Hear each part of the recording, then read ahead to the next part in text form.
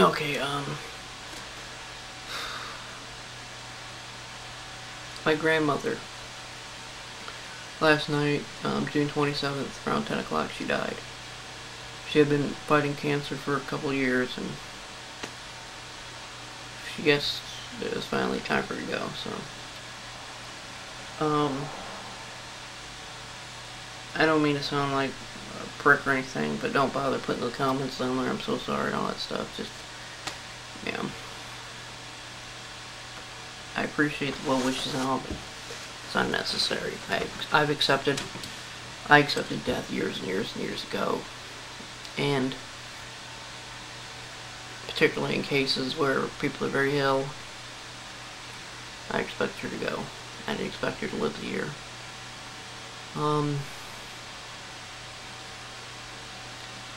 But what I want to talk about is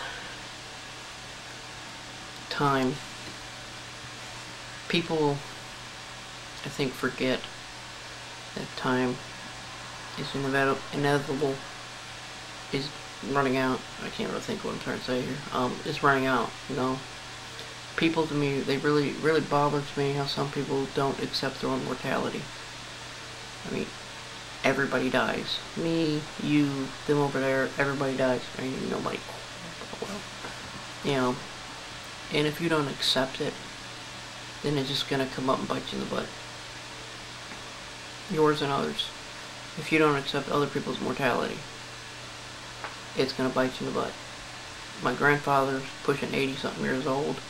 He's had at least 4 heart attacks, quadruple bypass. He's got an implanted defibrillator, a steel knee, and his wife just died. I don't expect him to live another year. I just don't. Even though he's in pretty dang good shape for what he's been through in his age, I don't expect him to live another year.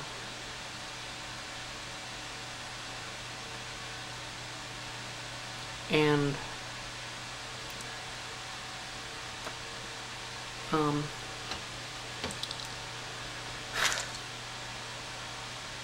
you know, you gotta cherish what little time you have, and you know, you do have a little time. 80 years in the grand scheme is nothing. Nothing. It's a blink of an eye. And you gotta cherish every moment of it. You gotta live life at its fullest. That's what I tell people all the time. You live life with no regrets. If you want to do something, you do all that you can to do it. I've always wanted to join the military, so I did it. I always wanted to become a cop, so I'm not fully in the process of doing that, but I'm trying to become a reserve officer. You know, if I can't fully do that, then I'm going to accept the military police as, you know, my law enforcement work. You know, but those are all minor things to me. You know, I've always wanted to go, well, whitewater rafting. I might actually get to do that soon. Well, not soon, but October, but anyway.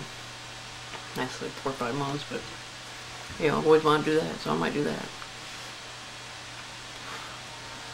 I'm gonna make, when I go take this camping trip, I'm gonna make it worth my while.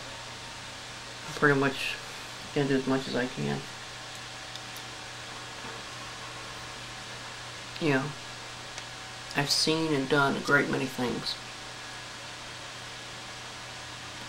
Spent 10 years in the military. I got to go overseas, which I did want to do, simply because I want to know when that moment came. When they told me you're going to war, I want to know if I would do it or not. And I want to know if I had the intestinal fortitude to stand that line and say yes, I'll go.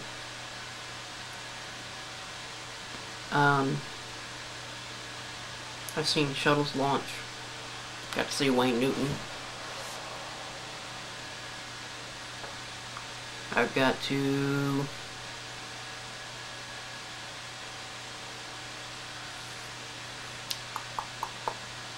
fire all sorts of full automatic weapons. That was high on the list.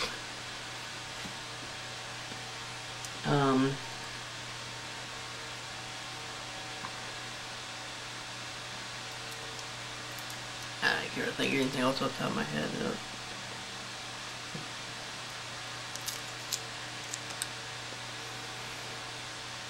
I've met a president. Met President Clinton. I'm not big into the autographs and the whole thing. I just think, well, I met a president, you know. I've seen a former president, or not former president, a foreign president. I saw a president, I can't remember what his name was, but of Uzbekistan. I've seen kings. I've seen princes. I haven't seen any princesses. Been to DC. I consider that a great thing. I believe every American should go to DC. But the one thing I've accomplished that I'm most proud of is being a good husband. At least I hope I am. And one day a good father. I don't care what happens to me. I don't care what I've ever done in my life in the past or what I will. I don't care if I won the Medal of Honor. If I won the Medal of Honor 4 times and I was the greatest president this country ever had. I was a billionaire. I single-handedly, you know, stopped world hunger and created world peace and all that. That would pale in comparison to being a good husband and a good father. To me, that's it. That's a legacy. And my grandmother has pretty much left that. She left me with a wonderful mom. They didn't have any sons. So, but, you know, my grandfather was a good man to me. He taught me many things. He was a good father to my father. They're a good father-in-law.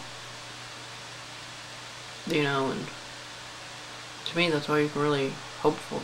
That's all you can really aspire to in life, is to be the best at what you can be. And whatever it is. Some people it's their job. Some people it's just like mine, just to be a good father, husband, wife, whatever. You know, some people just want to go through life without majorly screwing anything up. But whatever it is, do it. You know, don't waste your life. You know, you take a person, I don't know, like Bob over here. You know, Bob's 45 years old, still lives at home, but, you know, he goes to work every day. He doesn't hurt anybody, he doesn't bother nobody. You know, he lives his life. To me, that's a success. That's a great thing to do. Other people might think it's pathetic, but that's better than being, you know, some sort of child molester and raping piece of crap. Yeah. That's all I can really think of. So spend time with your loved ones and yeah, spend time with your loved ones. And, I'm gonna have to copy off Jerry Springer, but you know, take care of yourself and each other. It's great advice, and yeah,